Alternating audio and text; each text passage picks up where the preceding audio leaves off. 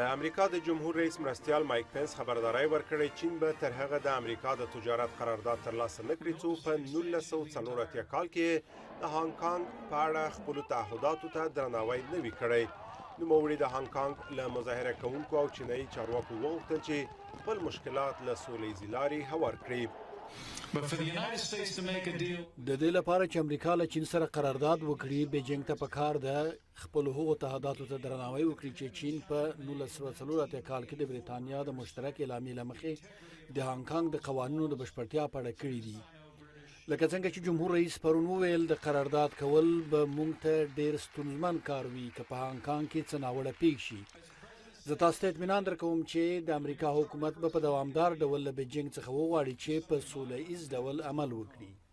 د هانګ کانګ مشران وايي حکومت چمتو دی چې له مظاهره کوونکو سره چې په ښار کې د توپیرونو د له منځه وړلو لپاره د میاشتو راهیسې حکومت ضد مظاهرې کوي خبرې وکړي.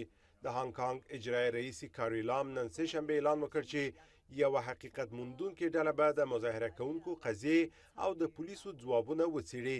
هغې همدارنګه وویل حکومت به د خلکو اندېښنو ته د پاملرنې په هدف یوه تګلاره غوره کړي. موږ به د ټولنې د مختلفو برخو له وګړو سره د خبرو لپاره ډیر ژر یوه تګلاره جوړه کړو.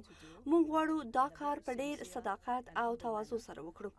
زه او زما مهم چارواکي ژمن یو چې خلکو ته غوږ ونیسو او غواړو هر څومره ژر چې امکان ولري خپلې ټولنې ته نږدې شو. بلخوا د هانګ کانګ د مظاهرو سمبالونکو د خبرو لپاره د یوې تګلارې د جوړېدو په اړه د اجرایي رئیس غوښتنه رد کړه او دا یې تېرېستونکی کار او د وخت ضایع کول بللی دي. د قهر او غصې د کمېدو یوازینۍ لاره دا ده چې زموږ 5 غوښتنو ته ځواب وویل شي. موږ له خپل اجرایي رئیس غواړو چې د پام وړ کار وکړي.